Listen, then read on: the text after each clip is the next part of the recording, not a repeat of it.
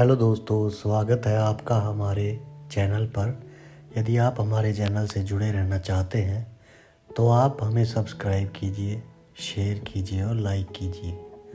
आज की वीडियो में हम बात करने जा रहे हैं श्री स्वामी सदानंद सरस्वती के विचारों के बारे में कि संभोग से समाधि की ओर किस तरह किया जा सकता है या नहीं। वो लिखते हैं कि नियंत्रित अग्नि और नियंत्रित बिजली ही लाभदायक होती है। अनियंत्रित अग्नि या बिजली सभी सर्वनाश के हेतु है। ये सर्व विदित है। सर्वत्र अवैध काम की ही निंदा है। वैध काम तो परमेश्वर का स्वरूप है। संसार में बड़े बड़े महापुरुष महादेवियाँ व्यवहारत काम से उत्पन्न होते हैं, इसमें किसी का मतभेद नहीं, किंतु वे सब वैध काम से नियंत्रित संयत काम का ही परिणाम है। काम शिक्षा आवश्यक नहीं, आवश्यकता है शास्त्रीय विधि निषेध के ज्ञान की और उसके पालन की। उसी से उत्तमोत्तम महापुरुषों का जन्म हो सकेगा। पूज्य स्वामी श्री करपात्री जी महाराज की उपर्युक्त पंक्तियों में काम के संबंध में भारतीय विचारधारा का स्पष्ट दिग्दर्शन है। आचार्य रजनीश की निम्नलिखित पंक्तियों से उनके विचार भी स्पष्ट परिलक्षित होते हैं। परिपूर्ण हृदय से काम की स्वीकृति होने पर काम से मुक्ति होगी। जितना अस्वीकृति होगी उतने बंधते चले जाएंगे। पर इसका जवाब कितना सही है, जिसके आज भी भारतीय इतिहास और पुराण साक्षी हैं। काम की परिपूर्ण हृदय से स्वीकृति वालों की भी कभी भी कमी नहीं रही। एल पुरूरवा ने उर्वशी के काम को पूर्ण हृदय से स्वीकार कर लिया था। दुष्यंत ययाति आदिकों ने भी अनंत वैभवों के साथ पूर्ण हृदय से काम को स्वीकृत किया। इंद्र आदि देवता विविध वैभवों के साथ अमृत पान करते हुए नंदनवन कामधेनु चिंतामणि की उपस्थिति में रंभा उर्वशी इंद्राणी प्रभृति ललनाओं के काम में परिपूर्ण हृदय से प्रवृत्त होते हैं। दरिद्र मृत्यु लोक में तो वे वैभव, वे सामग्री, वे सौंदर्य संभव नहीं, वैसी संभोग सामर्थ्य भी आज उपलब्ध नहीं। किंतु उन बड़े बड़े अनुभवियों को भी कहना पड़ा है, जैसे घृत की आहुति से अग्नि का निर्वाण संभव नहीं, वैसे ही काम संभोग से तृप्ति भी संभव नहीं, बल्कि उससे काम अग्नि और बढ़ती है। ना जातु काम कामानो मुपभोगेन शाम्भति हविष्या कृष्ण वतमेव भूयो एवा भिवधृते। काम आसक्ति और वासना से समन्वित होता है, जबकि प्रेम शुद्ध निर्मल है एवं पवित्र है। उसमें लौकिक स्वार्थ की गंध नहीं होती। सत्यम शिवम सुंदरम की भावनाओं से वे आप्लावित होता है और जन्म जन्मांतर की साधनाओं के फलस्वरूप ही उसका जीवन में पूर्ण प्रकट्य होता है। ये प्रकट्य ही व्यक्ति को संसार के बंधनों से मुक्त करता है। इसलिए प्रेम का प्रकट्य या तो आत्मा में है या परमात्मा में ही संभव है। काम प्राणी मात्र का एक स्वभाव है, जो बिना किसी प्रयास और शिक्षा के ही संसार के समस्त प्राणियों को प्राप्त है। काम के लिए एक प्राणी मात्र, काम एक स्वभाव है जो ना तो किसी शिक्षा की ज़रूरत रखता है ना प्रयास की। वो समस्त प्राणियों को प्राप्त है, उनके अंदर है, इसलिए उसकी कोई अपेक्षा भी नहीं की जा सकती। भारतीय शास्त्रकारों, ऋषि महर्षियों ने उसे जीवन का एक महत्वपूर्ण अंग माना है। मानव के सर्वविध कल्याण के निमित्त कर्तव्य और अधिकार की दृष्टि से जहाँ 4 प्रकार के पुरुषार्थों का विवेचन किया गया है, वहीं काम को भी नहीं छोड़ा जा सका। धर्म, अर्थ, काम और मोक्ष से 4 ही पुरुषार्थ हैं जिनमें मनुष्य का परम कर्तव्य और उद्देश्य सन्निहित है। इससे अतिरिक्त संसार में कुछ बचता ही नहीं। जो कुछ भी है वे इन चतुर्विध पुरुषार्थों में ही सीमित है।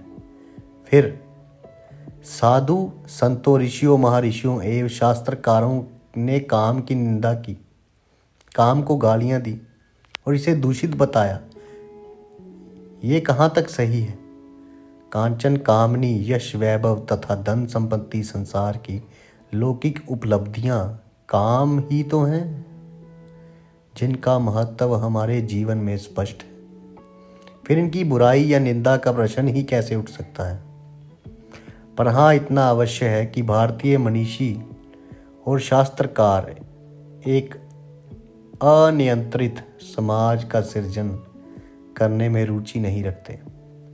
वे काम को नियंत्रित अवश्य करना चाहते हैं जो व्यक्ति के कल्याण का साधन बन सके।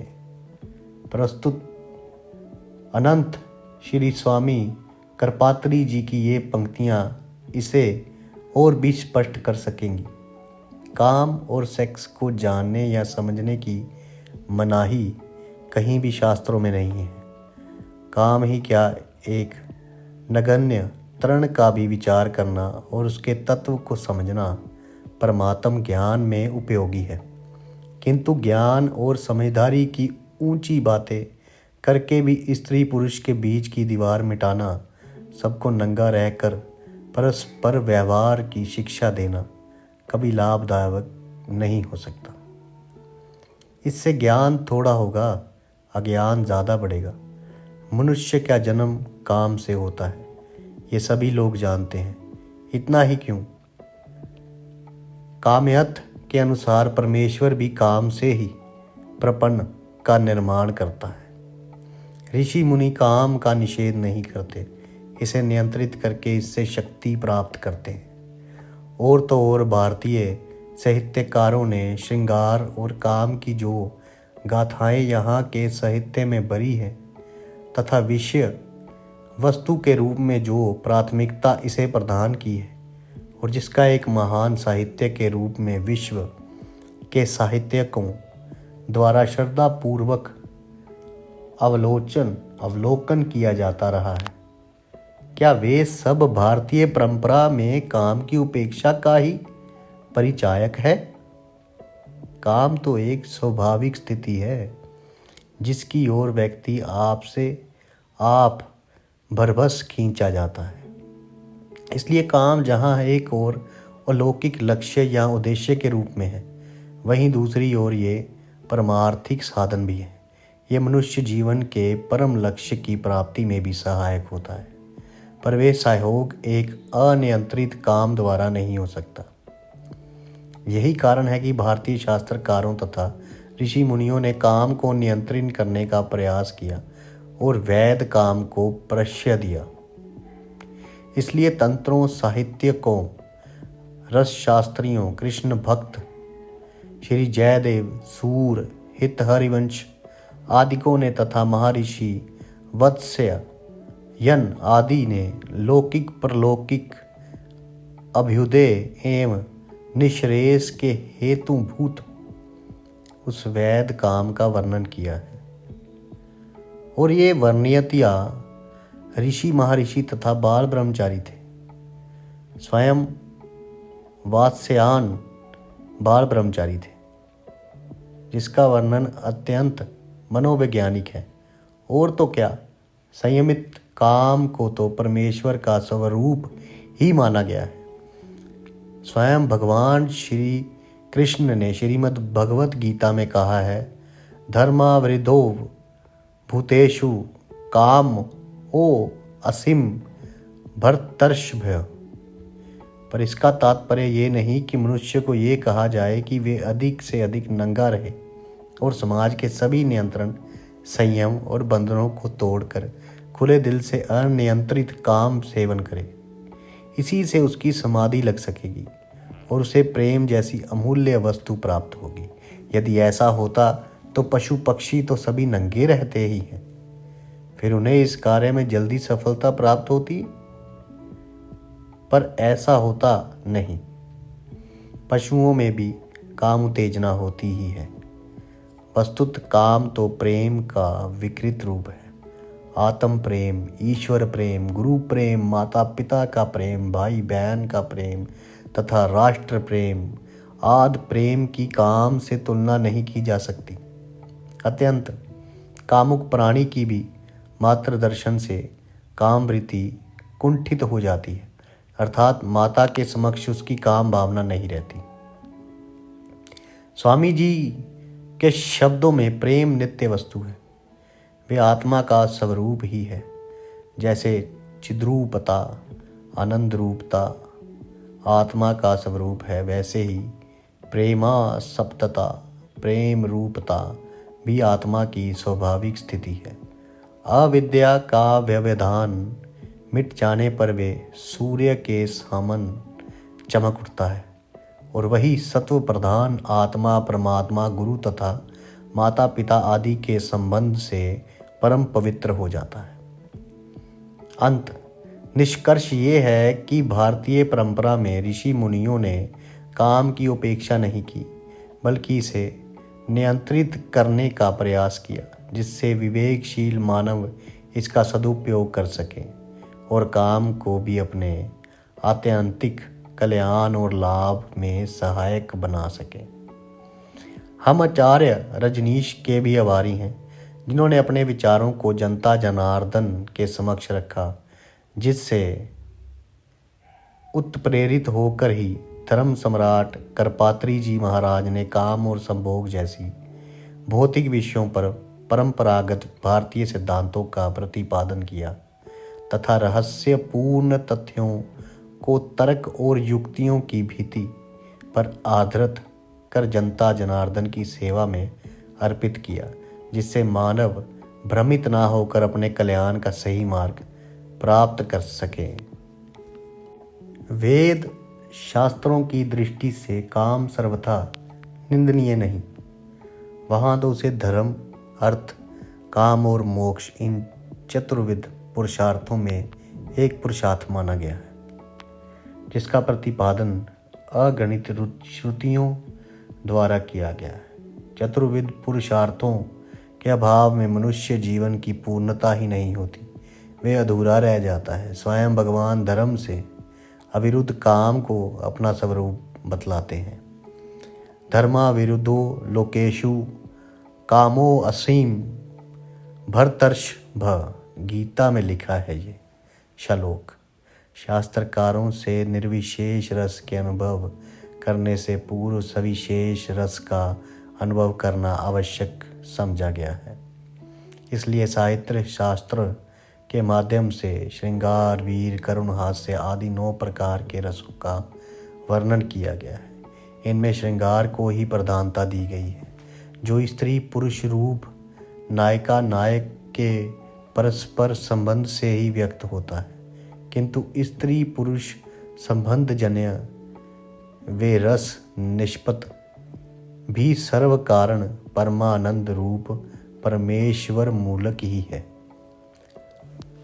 आनंदा धृदेव खलवीमान भूतानि जायन्ते आनंदेन जातानि जीवन्ति आनंदम प्रयन्तय भी सभी शांति, अर्थात संपूर्ण प्रचंड आनंद रूप परमात्मा से उत्पन्न होता है उसी से जीवित रहता है और अंत में उसी में प्रवलीन हो जाता है। अंतएव जैसे समुद्र से उद्भूत तरंगे आदि समुद्र से अतिरिक्त कुछ नहीं, समुद्र रूप ही है। सुवर्ण से निर्मित कटक मुकुट कुंडलादि आभूषण स्वर्ण से अतिरिक्त कुछ नहीं, या मिट्टी से निर्मित घटादि पदार्थ मिट्टी ही है। वैसे ही आनंद रूप परमात्मा से उत्पन्न स्त्री पुरुष आदि संपूर्ण जगत ब्रह्मानंद ब्रह्म ही है। फिर भी मिथ्या माया के सत्व रज तम आदि गुणों के कारण वे आनंदमय रूप ब्रह्म तिरोहित रहता है, परिलक्षित नहीं होता। काम से द्रवीभूत चित्त द्वारा स्त्री का अनुभव होने से पुरुष को स्त्री में और पुरुष का अनुभव होने से स्त्री को पुरुष में ब्रह्मानंद के ही एक अंश की अनुभूति होती है। कारण आँख, नाक, त्वचा और इंद्रियों द्वारा कोई भी हो, किंतु काम से ही स्त्री और पुरुष को ब्रह्मानंद की एक अंश की अनुभूति होती है। धन्यवाद दोस्तों। यदि आपको हमारी ये कहानियाँ अच्छी लगती हैं तो आप हमें सब्सक्राइब कीजिए, शेयर कीजिए और लाइक कीजिए। धन्यवाद दोस्तों।